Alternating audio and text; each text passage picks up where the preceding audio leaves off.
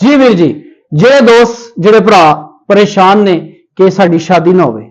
ਕਿਉਂ ਕਿ ਅਸੀਂ ਸ਼ਾਦੀ ਦੇ ਕਾਬਿਲ ਨਹੀਂ ਹੈ, ਤੇ ਅਲਹਮਦੁਲਿਲਾ ਅਸੀਂ ਉਹਨਾਂ ਵਾਸਤੇ ਇੱਕ ਐਸਾ ਕੋਰਸ ਲੈ ਕੇ ਆਏ ਆ ਕਿ ਤੁਸੀਂ ਇਸਤੇਮਾਲ ਕਰਨਾ ਹੈ, ਤੁਸੀਂ ਖੁਦ ਕਹਿਣਾ ਹੈ ਕਿ ਬੱਲੇ ਬੱਲੇ ਹੋ ਗਈ, ਇਹ ਮੇਰਾ ਬੋੜ ਦੇ ਦੁੱਧ ਇਹਦੇ ਅੰਦਰ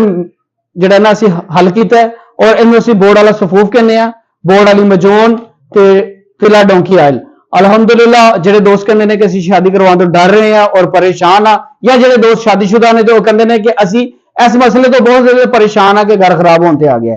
ਹਾਂ, ਜਿਹੜੇ ਦੋਸਤ ਕਹਿ ਰਹੇ ਨੇ ਕਿ ਟਾਈਮਿੰਗ ਦਾ ਇਸ਼ੂ ਆ ਰਿਹਾ ਹੈ, ਸ਼ਹਿਵਤ ਦਾ ਇਸ਼ੂ ਆ ਰਿਹਾ ਹੈ, ਕਤਰੇ ਬਹੁਤ ਜ਼ਿਆਦਾ, ਲੀकेज बहुत ਜ਼ਿਆਦਾ ਹੋ ਰਹੀ ਹੈ, ਸੀਮਨ ਜ਼ਾਇਆ ਹੋ ਰਿਹਾ ਹੈ, ਤੇ ਉਹ ਮੇਰੇ ਦੋਸਤ, ਉਹ ਮੇਰੇ ਭਰਾ ਮੇਰੇ ਨੰਬਰ ਤੇ ਕਾਲ ਕਰੋ 032245954118। ਇਸ ਤੋਂ ਇਲਾਵਾ ਮੇਰਾ ਕੋਈ ਨੰਬਰ ਨਹੀਂ ਹੈ। ਅਸੀਂ ਇਹ ਬੋੜ ਦੇ ਦੁੱਧ ਦੇ ਵਿੱਚ ਮਜੂਨ ਤਿਆਰ ਕੀਤਾ ਹੋਇਆ, ਸਫੂਫ ਨੂੰ ਤਿਆਰ ਕੀਤਾ ਹੋਇਆ, और जो डोंकी आयल है अल्हम्दुलिल्लाह इतना अच्छा है। जो दोस्त कह रहे हैं पतला हो गया, छोटा